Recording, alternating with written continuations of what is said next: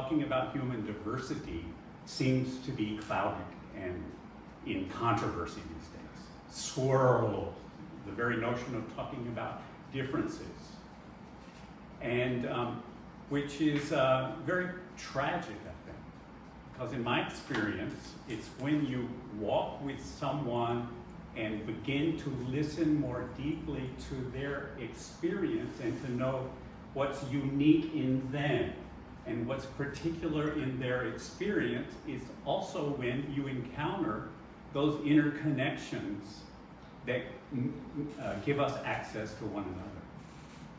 You know, there's like 1,000 trees in the forest, but their roots are entangled in a common ground.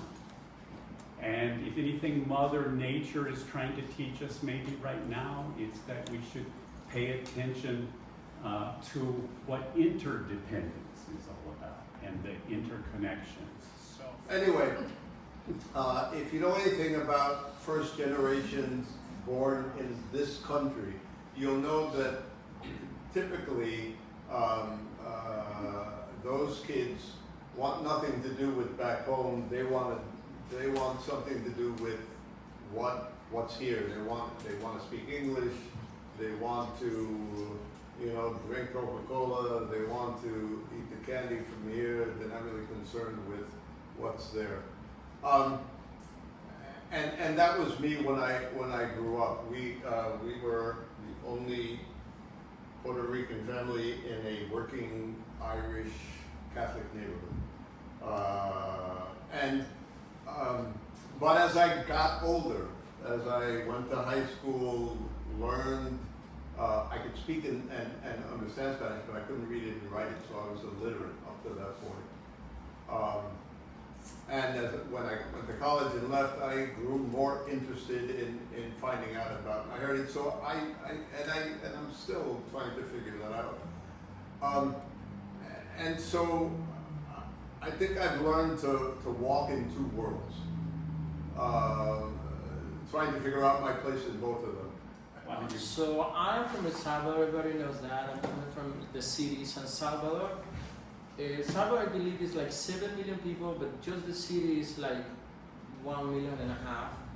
So I grew up there. My mom and father were out of the city, but they moved to the city very, very young, when they were like 13 or 14. So they grew up there. I was born there in the middle of the Civil War in the 80s. And my father was in the army. He went to the army when he was 23.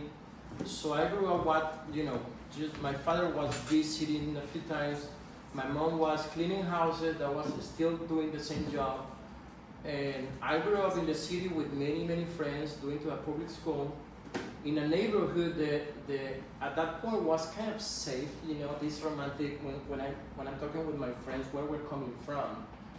We remember these stories about spending time climbing mango trees and eating mangoes the whole afternoon after school. But at some point, I'm coming from those kind of neighborhoods, but at some point those places became violent because gang members or just the Civil War was getting worse and worse and worse. I was born in 1982, so I'm 43. In the 90s, I remember more from those years than the 80s. The country was in the middle of, it was like it was insane to live in El Salvador. I don't know how my parents went to work every day. I remember crossing the streets and the soldiers were on one side and the other group, the revolutionary groups on the other side. And my mom just taking me from my aunt's house to our house. So that's kind of like the memories when you ask me those kind of questions, it's hard for me to focus on me because I feel I was running all the time. I think when I'm painting, I'm not really thinking about my past, to be honest. I'm not really thinking about a specific event in my life.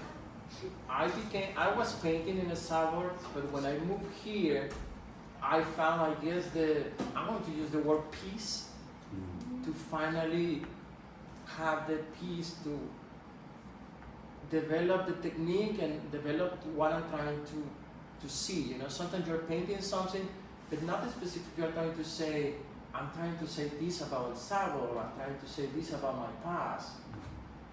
I guess my paintings at this point, they represent all this process of my life coming up and down, and finally feel like this like a landscape that let me say, okay, I can paint right now.